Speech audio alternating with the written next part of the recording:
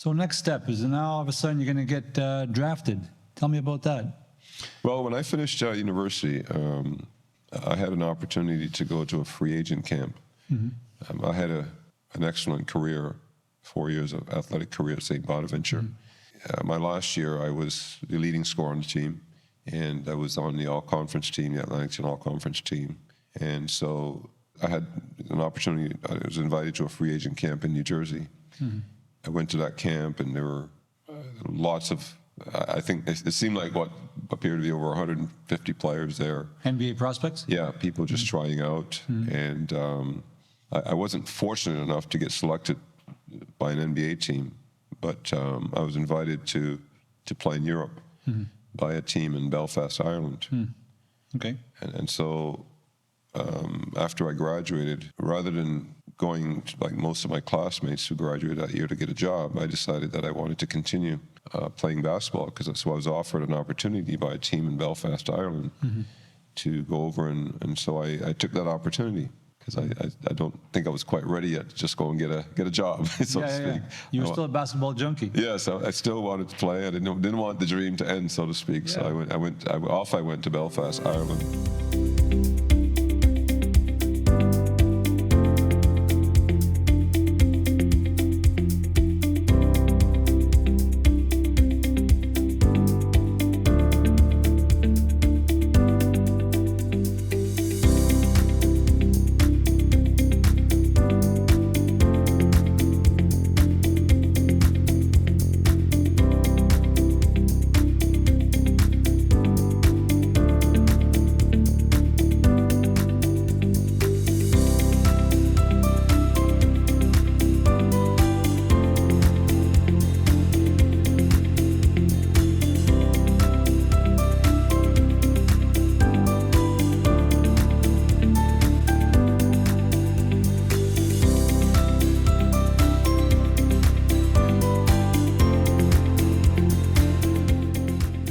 Welcome back, Rob. It's time for the second quarter.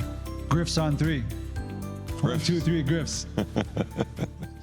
So the second quarter, there's a lot of information between the years 20 to 40 of your life, which I don't know a lot about. So I'm really interested to hear a lot about this. The first quarter was super exciting. You know, from your roots to Toronto to Herman, super exciting. Now you've signed the acceptance letter to go to St. Bonaventure. You gave a good description of what the place looks like, some place that I would love to visit as well. And now you're there. So describe the time at St. Bonaventure in terms of both as a basketball player and also as a student.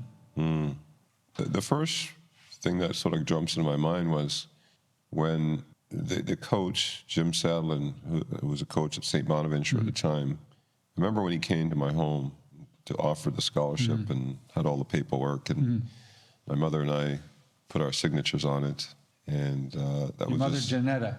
Yes. Beautiful lady. God rest her soul. And beautiful. It was such a beautiful moment. It was a dream come true to sign a full scholarship to attend university. Of course, you know how expensive, attending university is today and always has been.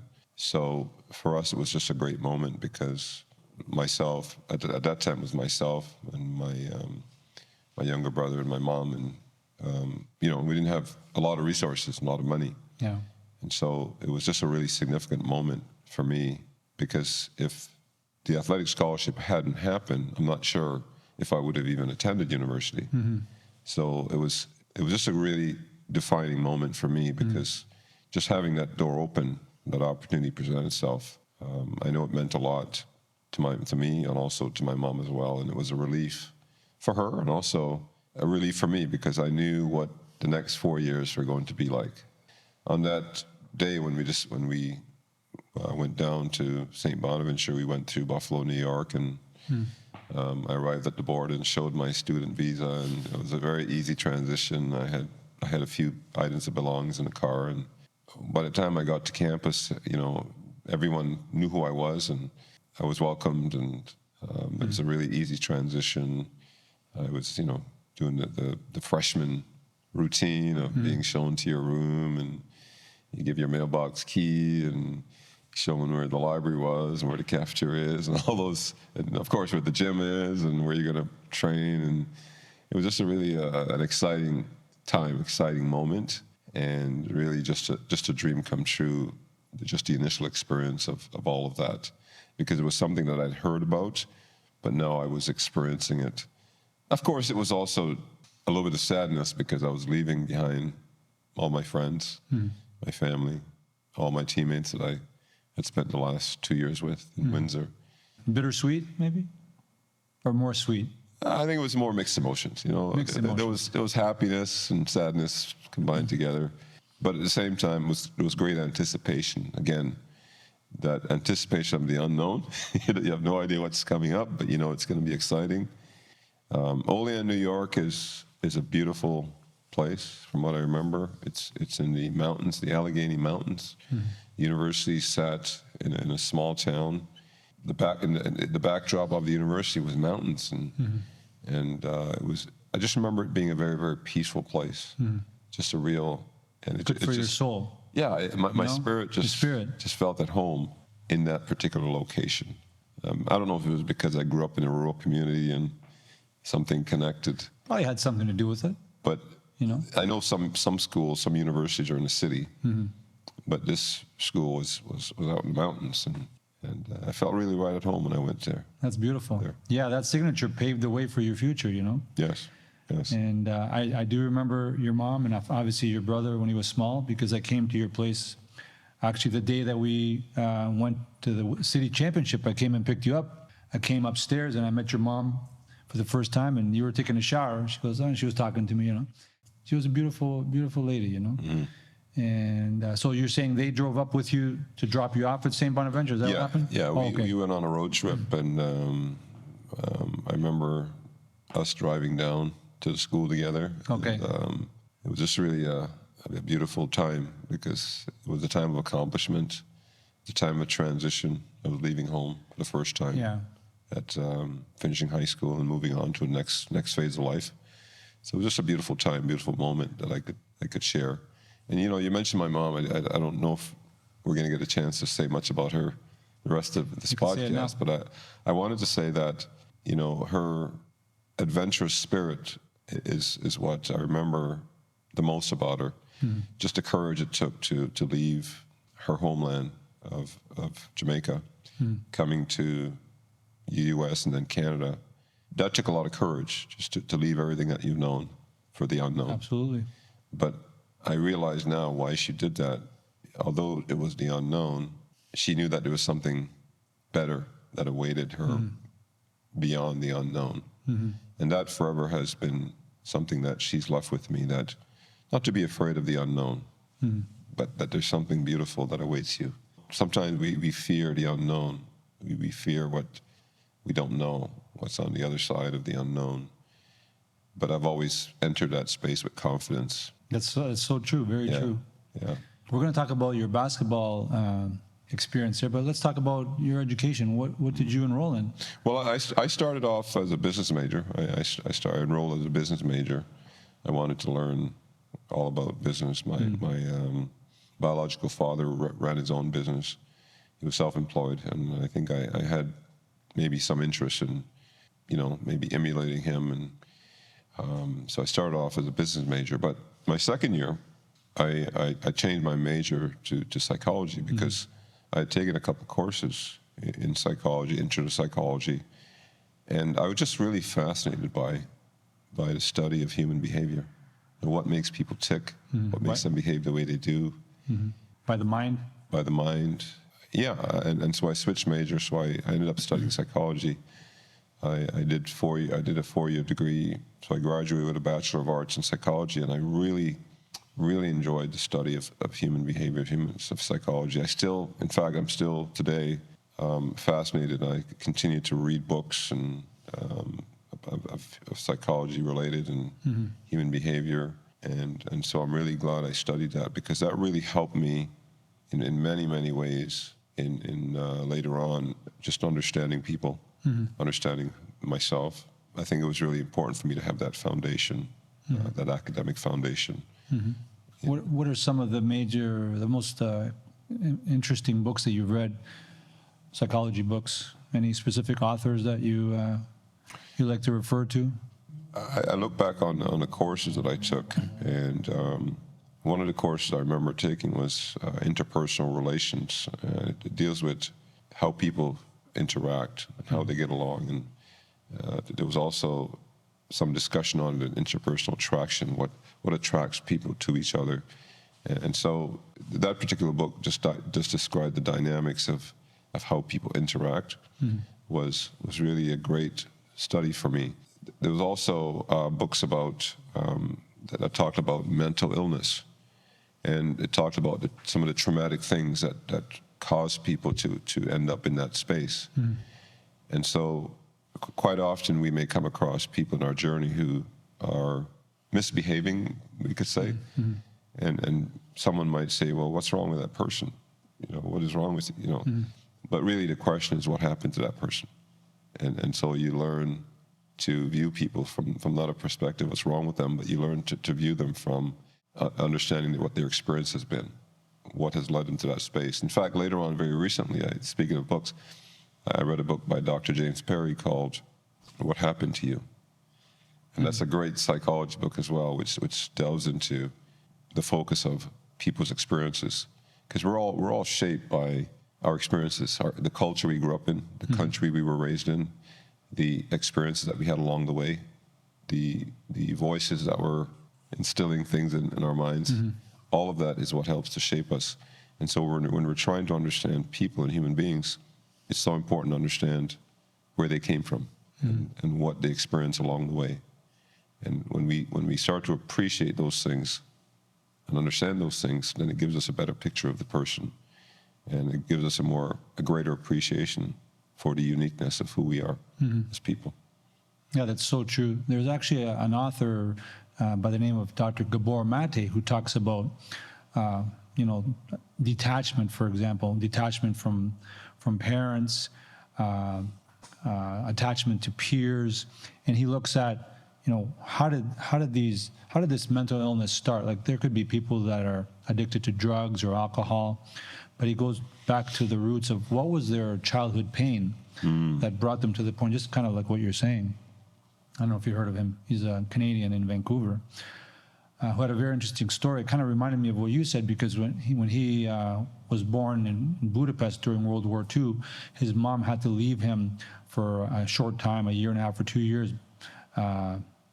And so he felt a detachment that has lasted his whole life long. And it kind of reminded me, when you said that your mom had left you for those 4 years, how you felt. But you said you felt, pretty good because you had that support system from your uncles and aunts and grandparents. There's another spiritual teacher and author that I like. His name is Eckhart Tolle. Have you heard of him? No. You haven't heard of him? His most famous book is called The Power of Now, which talks about living in the present moment. Yeah, psychology is a fascinating. It's beautiful. Study. The mind. Studying, learning about human beings and people. It's just important for us to understand each other. I think a lot of the misunderstanding in the world today is based on the fact that we don't feel understood. And there's a lot of room for improvement in terms of people understanding each other. And it's so much. I mean, look at what's happening now in the States and all over the world. So many misunderstandings and preconceived notions and judgments and all those things. You're right. It's a very important thing to understand each other and to accept each other. And we're complex as people. There's a complexity to all of us depending on what our experience was. And all of us have a unique experience. No one has the same experience in life. And just because someone isn't like us, doesn't think like us, doesn't behave like us, it doesn't mean they're any less than we are. It just means that they've had a different journey than we have. We need to respect that and appreciate them for where they are, meet them where they are. And that's also taught in the spiritual realm as well, where you have to accept people and don't be prejudgmental to people, and just like we'll talk about it a little bit later, but same idea that you're saying. So let's go to basketball. Tell me the 4 years that you had at St. Bonaventure. How was your basketball experience there? What happened? Well, obviously, it was a very, very different experience from high school. One of the things that really jumps out at me, Steve, is, the environment, the atmosphere was so different. Right. Right from the start in September, you arrived at school at the end of August. And in September, preseason training starts, which is something that we didn't have in high school. So preseason training consists of conditioning, long distance running, building up your endurance, and trimming down body fat. I didn't have a lot of it, but just shedding the body fat that you maybe accumulated during the summer. So training was much more intense than we had in high school. We were in the weight room. I mean, we never did weight training in high school. So now there's a weight training program that goes along with the preseason conditioning. So we do preseason in the early fall, and then we transition into into regular training, and we practice twice a day sometimes, and much more intense in high school. High school was after school for a couple hours.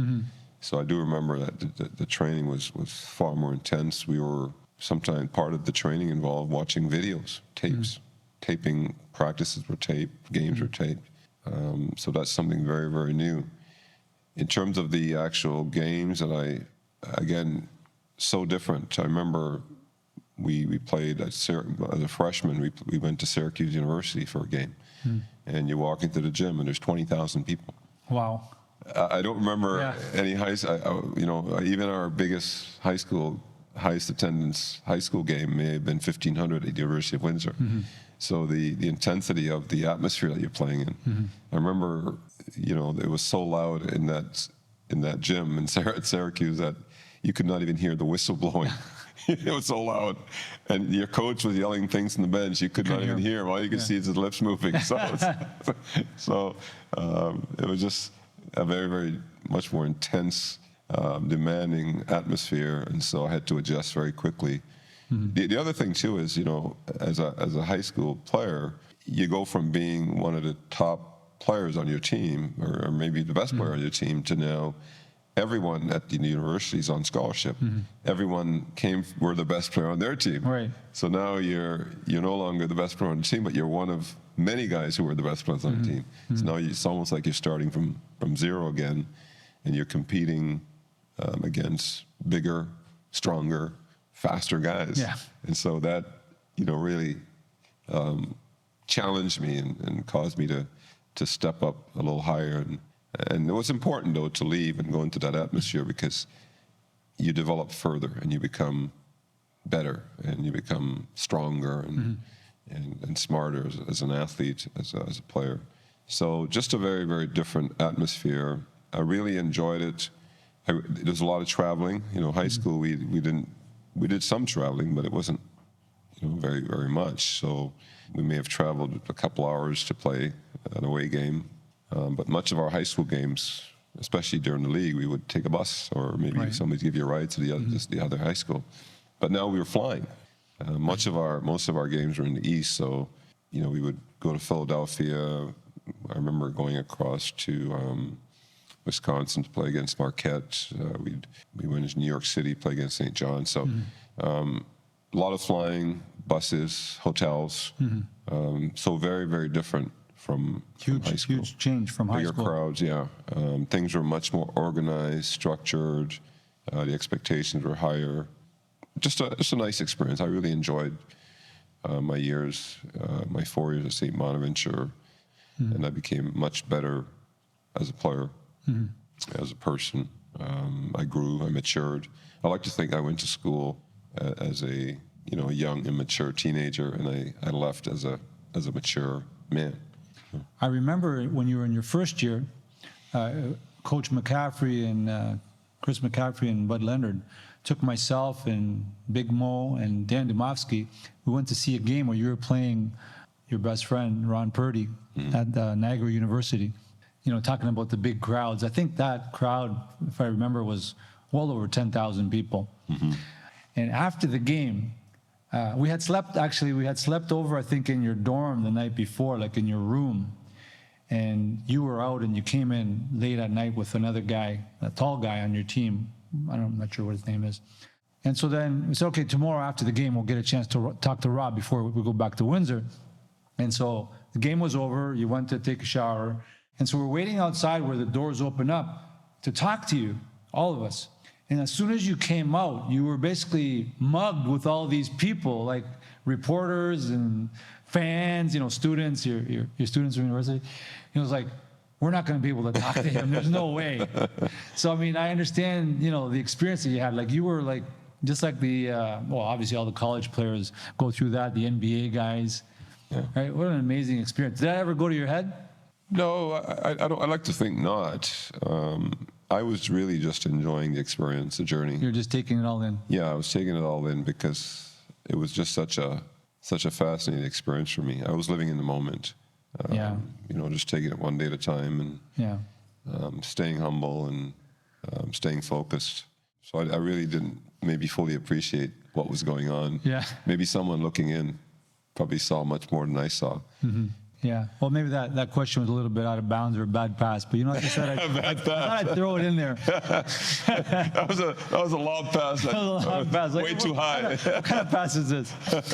But you mentioned again you lived in the moment, and talking about Eckhart Tolle, who I really love that author and his books. That's exactly what it's about. Is when you're enjoying life and you want to live life to the fullest, you have to be in that moment. Mm-hmm. Like right now, we're talking about something we met each other 43 years ago. And so our mind has gone back to that time, but you've brought all these memories back in this present moment. Mm. So right now, obviously, our present moment is this. Yes. But we have all these memories in our mind that only we have in our mind. Like that history exists in our minds. And that's why, that's what the good thing about this podcast is, to have the untold story about yourself. Yes. So that's good. That's how people, I believe, need to live, not in the past and not in the future. You think about the future and you can appreciate the past, but living in the moment, that's when you experience true joy. Yeah, and it's not easy. It's not easy. It's not easy. What you just described is not easy, because I think the way our mind works is that we tend to be preoccupied with the past. Maybe we've had some bad experiences. Maybe we've had some unfortunate things. Maybe we have some things that are unresolved. So sometimes our minds are camping out in the past. Mm-hmm. Or we have some things that are coming up that are, overwhelming and causing us anxiety. And so sometimes we tend to either be in the past or be in the present, and we miss the moments. We miss the beautiful moments that are right in front of us. So it's not easy to do, but I think it is important for us to do, to live in the moment. Because really, yesterday's gone, and tomorrow's not here. Tomorrow's not here yet. Yeah. So right now is a special moment, and exactly. Let's enjoy what's happening right in front of us. Exactly. But it's something I think we have to practice. It's not something that happens naturally. It's very, very well said. I'd like to talk a little bit more about that. Do you mind? We can. Time out. There's a time out. Time out from the basketball. We'll go discuss this on the sidelines. Yeah. I've thought about this a lot, and I think the mind, you have the mind, and you have the soul, and you have a spirit. Mm-hmm. Just like you said before, we're not just a physical person. We have those three things. And what I've deduced is that the mind is like a wild animal, sometimes. A wild beast. A wild beast. Yeah. And I give the analogy, do you remember when you were a kid reading the book, the Black Stallion series? Did you ever read that? The Black Stallion with Alec Ramsey was the boy that wanted to ride the Black Stallion. Mm-hmm. So I compare the mind to the Black Stallion. The Black Stallion is something that could be adventurous, mm-hmm. could take you to see the most beautiful places, but it could also take you off of a ravine. Mm-hmm. And the way you're in control of that is you have to be the rider. You have to be Alec Ramsey, the boy that wants to ride this, but you have to always observe it because it's wild. Mm. How do you like that analogy? I love the analogy, Steve. That is so true. That is so true. Yeah, you have to, and I like to maybe use some different words, but to say the same thing. Yeah. And when I was growing up, one of the things I learned is that we must take our thoughts captive. And that's a spiritual practice. We need to take our thoughts captive, because our thoughts can take us places and sort of, like you say, be that wild stallion that's just all over the place. And as an athlete, you have to take your thoughts captive because you need to be focused. There are times when you're on the basketball court, you're on the foul line, you can't be thinking about something ahead or something to pass. You need to be right there, right in that moment. And so it's part of being an athlete as well, that you really control your thoughts, and you hone everything in, you focus, and take your thoughts captive. And we do have that ability. That is an ability that's a spiritual gift that we have. But again, it's a practice, just like we practice our skills as athletes.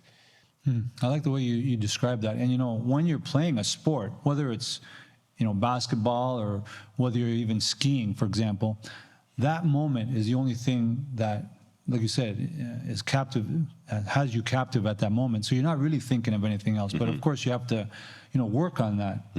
And so people, away from sports have to try to use that same type of philosophy, I think. The same type of mentality. Whereas, again, we keep talking about living in the moment. Another analogy I have is that your mind is like a garden. So this podcast is called Planting a Seed. And we're trying to plant a seed in our viewers' mind, not only about your basketball career, but also about your life's journey. And, obviously our hope is for the audience, the viewers, to get some, feedbacks, get some help in their life situation as well. Because I think the things that we're talking about are super, super important.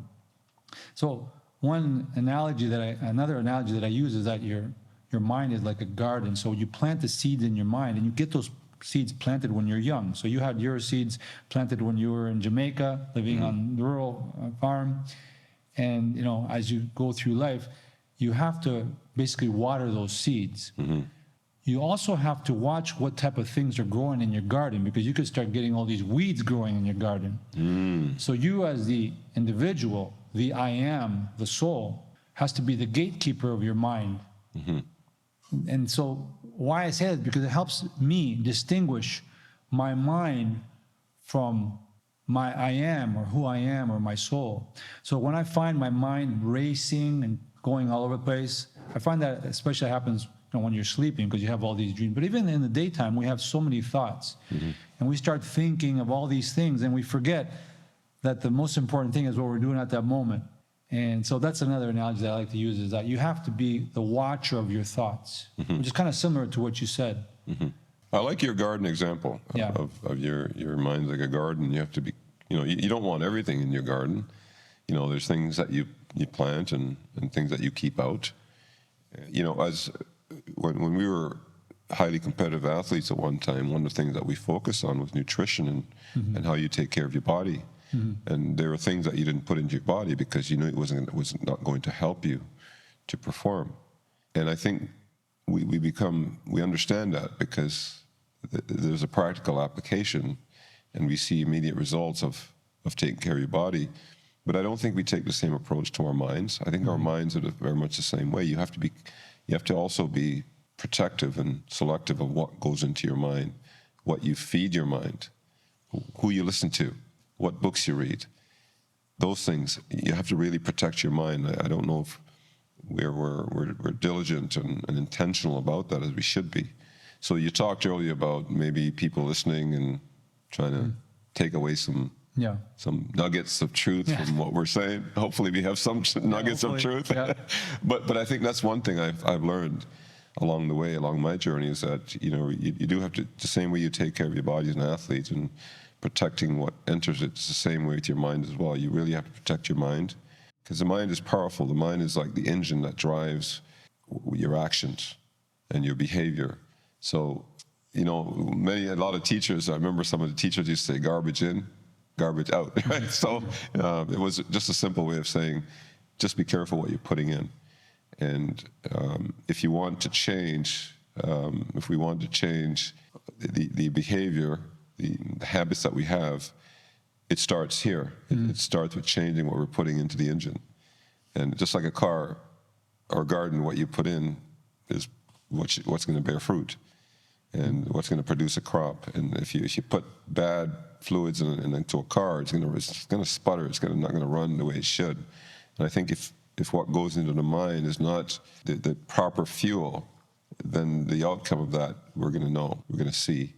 And so we have control of that. We have control of what we're putting in. I mean, even as an example, the television programs you watch, just because it's on TV doesn't mean you have to watch it, right? There are things that I personally don't watch because I know it's not going to help my mind. There are things I don't listen to. There are people I don't listen to. So I think we all have to be just maybe a little bit more intentional about that, and maybe we just take maybe a lazy approach to that, whereas maybe we should maybe just be more active that way.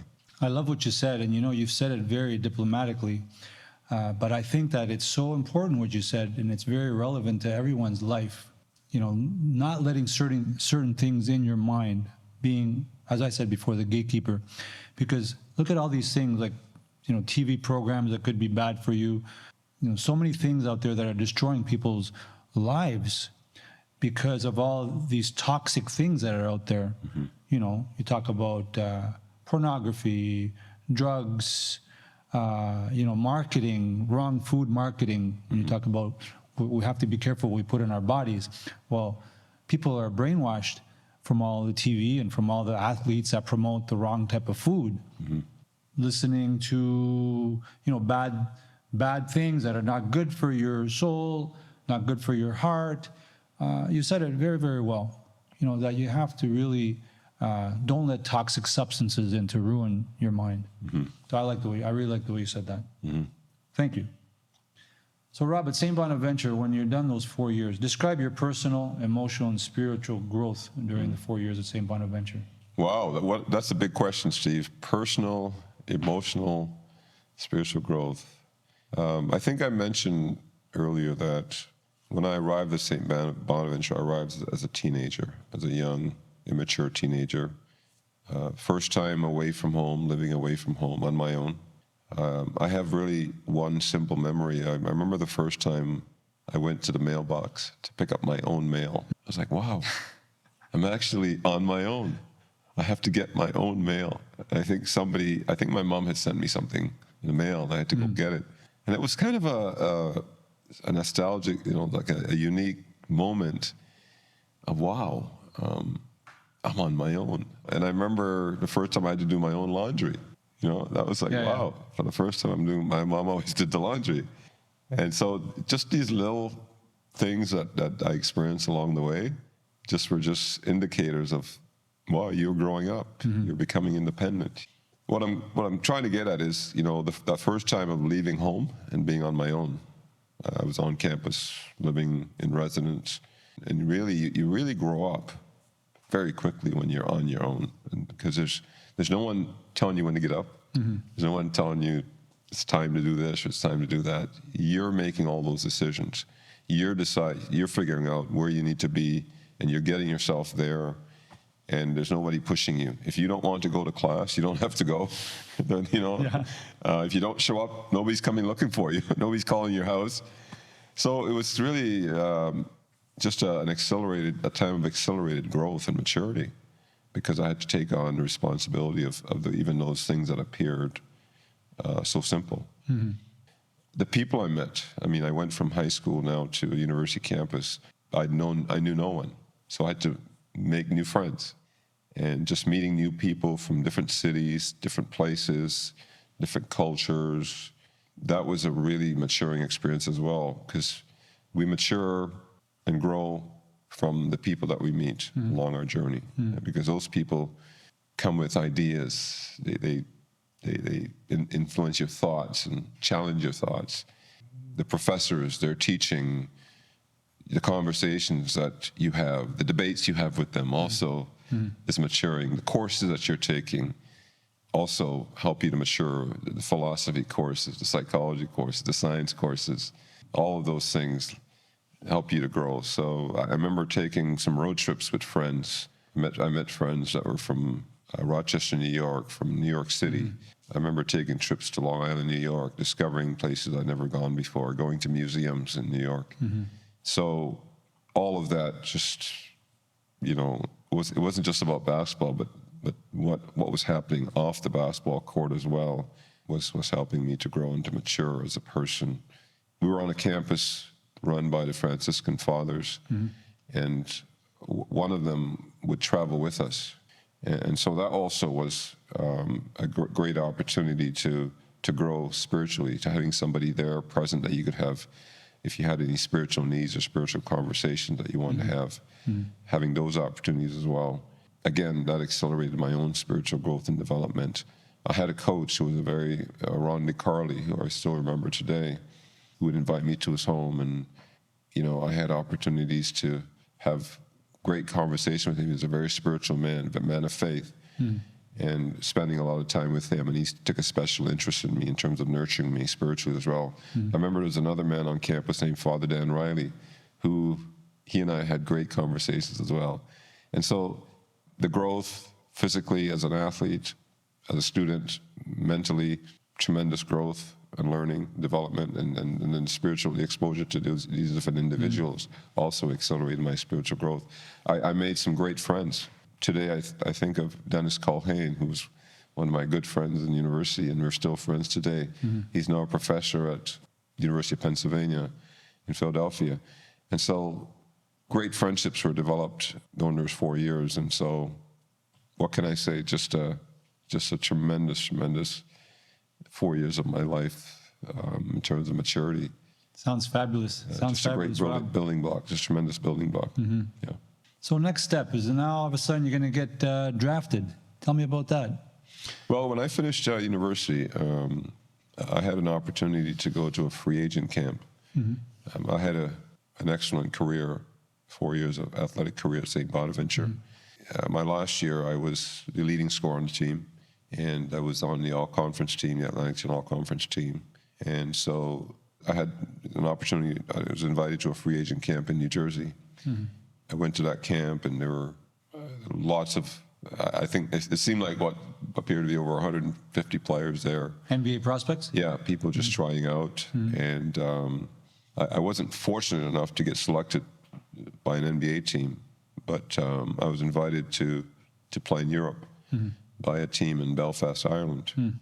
Okay. And so after I graduated, rather than going like most of my classmates who graduated that year to get a job, I decided that I wanted to continue playing basketball, because so I was offered an opportunity by a team in Belfast, Ireland, to go over, and so I took that opportunity, because I don't think I was quite ready yet to just go and get a job, so to speak. You were still a basketball junkie. Yes, I still wanted to play. I didn't want the dream to end, so to speak. So I went to Belfast, Ireland to. Let's hear about that experience there in beautiful Europe, beautiful Ireland.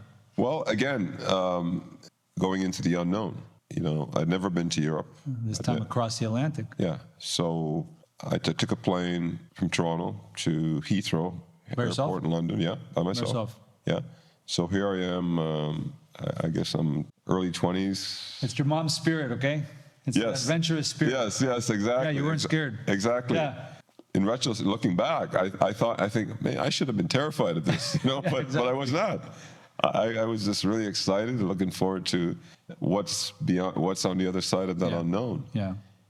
It was a cool experience. It was an exciting experience. It was a long flight. It's one of the longest flights I've ever been on. I think it was about 8 hours to London, and another couple hours to Belfast. But I remember it was the longest flight I'd ever been on in my life. What I remember about Ireland, it was very green. Everything is green in Ireland. Very lush. Lush. It rains a lot. It rains a lot. So the coach of the team, John Kennedy, I'll never forget, had an accent, British accent, Irish accent. He came in the airport and picked me up from the airport and took me to where I was going to reside with a couple other players. I was going to share a residence with other players. And so there I was in Belfast, Ireland for the first time. Cool. And were your colors green and white? The team colors? Yeah. I can't remember now, but I think I'm having a vision of a red with white stripes on the uniform. I just thought maybe coincidentally you have Herman colors because you're in Ireland. Yes, but it wasn't green and white for sure. But Belfast, Ireland was a very interesting place. People were very friendly. It reminded me a lot of Jamaica because it's under the British umbrella. So the cars drove on what we might say the wrong side of the road. The cars drove on the left side of the road. I didn't know that. So I immediately had flashbacks to Jamaica, I thought. And the roads were very small, very much like Jamaica where I grew up. The tiny roads. people are very friendly, very community oriented, very family oriented. So I just remember being a very unique, a very warm and friendly place. Nice. And the league that you played in, was it just in Ireland? Did you play teams in other parts of Europe? Well, there is a lot of people don't know this. They're surprised when you tell them, but there is an Irish basketball league. There is, okay. There's an Irish Pro League in Ireland. And is it a big league? Like how many teams? I think there are about 10 or 12 teams in the league. All right. And it goes from Northern Ireland all the way to the south. The south end of Ireland is, I believe, the middle is Dublin, and then the south is Cork County. So teams travel from the north to the south. There are 2 teams in Belfast. Other teams are throughout the country. I think we may have played in a tournament in England as well. But most of the games were actually in Ireland itself. Yeah. How was your experience during that year playing basketball? Did you do well personally? Did your team do well? It wasn't the Herman Green Griffins. We didn't win every game or every championship. Yeah. It was very competitive. I do remember our team was in the top end of the competition. We were one of the better teams. Okay. I don't remember us winning every game. Each team in Europe is allowed to have 2 what they call import players. So myself and another player, I remember his name today, John McQueen. He was from Philadelphia, and he was the other foreign player on our team. So he and I sort of hung out together because we were the new guys on the block. We were the foreign guys, and everybody else was Irish. And the games were very competitive because every team that we played against had 2 foreign players on it, and then they had the best of the local players. So very, very competitive. But again, very different from high school and college, because now this is professional. You're actually getting paid. I mean, at that time, it wasn't a lot of money, but you're now being paid to play. Was it training just as hard as college, or was it harder? I wouldn't say it was harder. I would say it was different. I think it was different in the sense that much of the training you were expected to do on your own. So I remember myself and John McQueen, we would get together and train together, and weight training and cardio training. Of course, we had practices, but much of our training was kind of left up to us because as professionals, the expectations were higher, and a lot came down to a big part of your training and development came down to you putting the time in. I see. And we understood that. And we were prepared for that because we were basketball junkies anyway. We loved being in the gym. We loved playing and training beyond practices and beyond what we were expected to do. We always went above and beyond what was expected anyways. We really just also enjoyed what we were doing, and so it wasn't work. It wasn't work. Exactly. That's what I was going to say. Yeah. Even though you were a professional, you're getting paid, it wasn't like work. Yeah, you still had the love of the game. We loved what we were doing. This is what we'd done up until this point. We've been doing this for years without pay, and now somebody was paying us paying you to do what you loved. So it was just a beautiful space to be in. I can't believe I'm being paid for that. Yeah. After all these years. Yes. So besides Charles Barkley, let me see, time out. Got in. I think it was Charles Barkley who said he never worked a day in his life because he was doing what he loved and he was being paid for it. You can see that, yeah. So I tasted a little bit of what that was like. So why didn't you continue? What happened? Well, after a season in Ireland, I went back to the season. When the season ended, I went back to Toronto. I did what I guess you could say some soul searching, and I did sort of a self-assessment and realized that when I looked at the guys who went on to play, I played against many players who went on to play professionally in the NBA, had great careers. I think of Rick Fox, I think of Bill Wennington, Leo Routens as well. I think of guys who I played with and guys I played against, Ron Cycli, Doc Rivers when he was at Marquette, played against him. Chris Mullin at St. John's. Mark Jackson. So I looked at the guys I played against and with who went on to play in the NBA. I realized, boy, these guys are so much at a different level, and realized that I wasn't necessarily going to be at that level. And so I had to sort of manage my expectation and decide, am I going to get a career? Am I going to continue to pursue the dream? And many players pursue the dream for years and years and years, hoping to get into professional level. But I realized that I've kind of maxed out in terms of some of the basic things, like professional players many of them are much bigger, stronger, faster than I was. I realized that I was kind of at the high end, at the peak of my career, and the NBA wasn't on the horizon for me. So at that point, I decided I'm going to go for a career. I'm going to take a career, and so I stopped sort of pursuing the dream at the end of my one season in Ireland. I didn't stop playing basketball, but I stopped pursuing the dream of the professional level playing. Okay, so you had an awakening. Yes. You looked at yourself. Awakening. That's a great way to put it. Yeah. Yeah, and you decided that, hey, I need to go kind of a different path for now. But I know you've always played basketball, and you still play till today, right? Yes. So tell me, what did you do? What kind of career did you start? So when I went back to Toronto after, I went back to Canada, but I didn't go back to Windsor. I went back to Toronto because I had moved from Toronto to Windsor prior to in my last years of high school. So many people feel that I was from Windsor. Many people who have memories of my time in Windsor thought I was from Windsor, but in fact I was from Toronto because Toronto was where I grew up. And so that's what I did. I decided to pursue a career as a police officer. So I submitted my application to the Toronto Police Service, and I was hired very quickly. I went through the testing very, very easily. The fitness tests. I was at the peak of competition as an athlete, so I didn't have any difficulty passing their fitness tests. I did the aptitude tests and passed. And so I was hired fairly quickly. When I was growing up in Jamaica, I had an uncle who was a police officer. At the time, I remember, being very inspired by my uncle's profession. My mother reminded me later that at age 10, I had indicated that I wanted to be a police officer. Okay. And so this was a dream that was still inside of me that inspired me to pursue that career path. And so it was my uncle that inspired me to take that career path. So you manifested that dream that you had at 10 years old, basically. Yes. You kind of left it on the side, obviously, because you had to go to school. Yes. But when it came time to make a decision, you fulfilled that dream. You manifested it to reality. Unbelievable. Yeah. Your uncle, tell me about your uncle. Is it the one that was in Jamaica?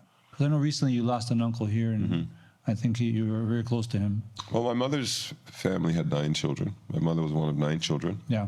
She had 2 sisters and 6 brothers. 6 brothers. It's a lot of kids. 9 kids. Gotta do the math. Yeah. So 4 of her brothers, actually 4 of the 6 immigrated from Jamaica. 2 of her brothers remained in Jamaica. One of those 2 brothers was a police officer in Kingston, Jamaica. Okay. So he stayed, and that's where he served his time as a police officer in Kingston, Jamaica. I think he did 30 years of service in the Jamaican police service. His son has actually followed his footsteps. He's passed away now, but his son followed in his footsteps, and so he was my inspiration. Yeah, it's great to have a role model. Yes. Yes. Yeah, that's awesome. Tell me, what else in the second quarter of your life? You got married, right? You had a family? Yes. So shortly after I joined the police service, I met my wife in Toronto. We dated for a couple of years, got married in 1988. So I'm doing the math very quickly here. So that's 35 years. That's August of 1988. So that'll be 35 years. Okay. Yeah. I have 2 children. Congratulations. I have 2 children. I have 2 daughters. They're born in November and December. So this coming November and December, they'll be 30 and 28. My oldest daughter has a 10-month-old. So I'm actually a grandfather. Yeah. So You recently become a grandfather, yeah? yes. So it's pretty cool just to now be a grandfather. You used to hear about grandparents, and now you're it. Now you're So there's a little bit of a weight of responsibility comes with that, because not only do you have 2 children that you've provided guidance and direction for, but now you have a grandchild that also will require that guidance and direction. So, I feel a little bit of responsibility in that regard too. Yeah, for sure. And congratulations on that. Thank you. Hopefully you'll have more. Describe all this, the second quarter of your life, in terms of it being part of your journey. And what have you learned, and how have you grown during those years from 20 to 40? 20 to 40. Wow. How have I grown?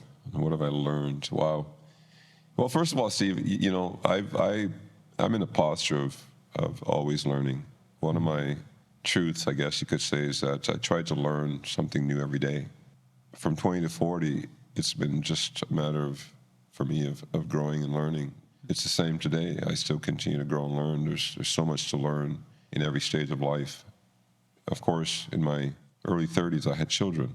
In my mid-20s, I got married. So each stage, you learn different things. When you get married, you learn how to live with someone, how to have a relationship, how to live in a partnership, how to share your space and to share yourself. And you learn about yourself. You learn things like maybe you're not as unselfish as you think you are. Right. So it's a really interesting time when you're in a relationship and all the things you learn from that. Some of my single friends who were contemplating marriage will kind of quiz me and say, "What's it like?" Before they're sort of preparing themselves. They take the plunge. And I remember one of the things I would say to them is that when you get married, you're going to learn a lot about yourself. You're going to really be confronted with yourself, and you're going to be challenged. But it's good. I think it's a space where you can really learn and get a closer look at who you are and realize that there's some personal growth and development that you need to do. One of the things that I did shortly after I got married was I started attending marriage conferences. Well, I never did that as a single person. And when you go to marriage conferences, you hear about people who are succeeding in that space. And what are they doing to succeed? What are the key elements? That provided tremendous growth and understanding, because marriage is an art. There's an art to it. It is an art, just like a sport. Just like you train and you develop certain skills and abilities to succeed in a sport. Marriage is very similar. There's an art that you must learn. There's skills that you need to develop. And most people who are entering marriage are not necessarily fully skilled for it, but you can learn and you can grow and you can develop. So I've experienced tremendous growth and development in the marriage journey. And then when you have children, you learn new things. You learn how to teach. You learn how to coach. You learn how to guide, you learn how to protect and provide.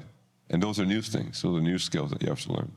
And you learn to live through the eyes of somebody else. So you have to become almost childlike again and try to experience what they're experiencing and put yourself in that. So you become very unselfish when you have children, because you have someone who's depending on you, is counting on you. So you can't just think about yourself anymore. So it's really a different type of learning as well. So every stage,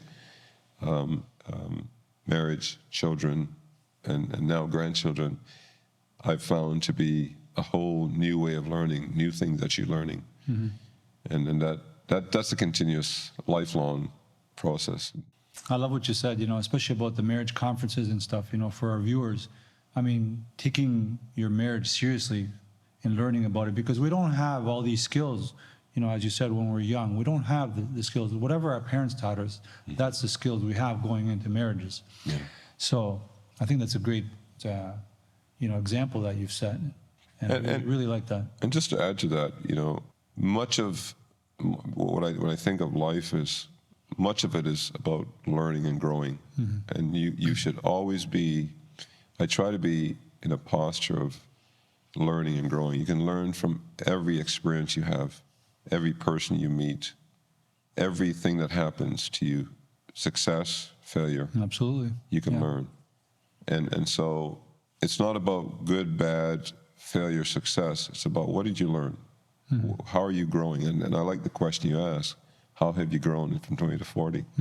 Because I think that's important. Sometimes we miss that when we have experiences or when we have failures or things don't work out, we get down and we forget to focus and fixate on what is it that you're learning? How can you grow from this experience?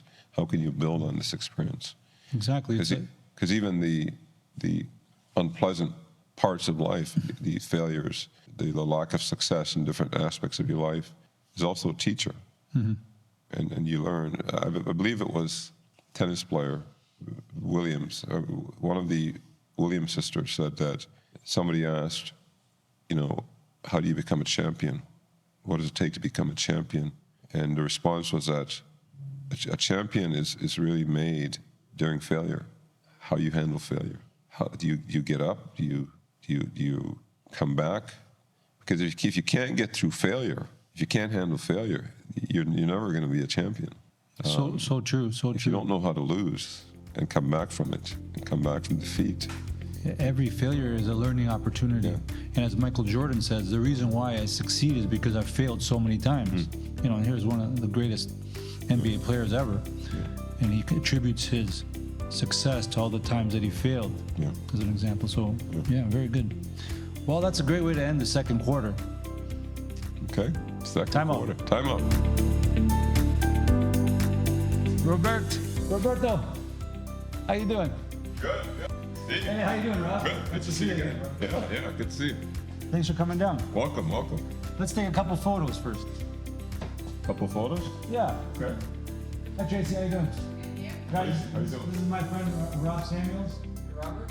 John, and Tracy.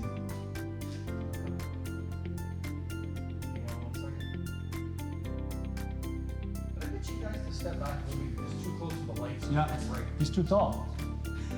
Well, step back and be behind. No. No, just one step back. Okay. It's close to Steve. He's blown out. And then, here, one with the ball. You gotta have a picture of the ball.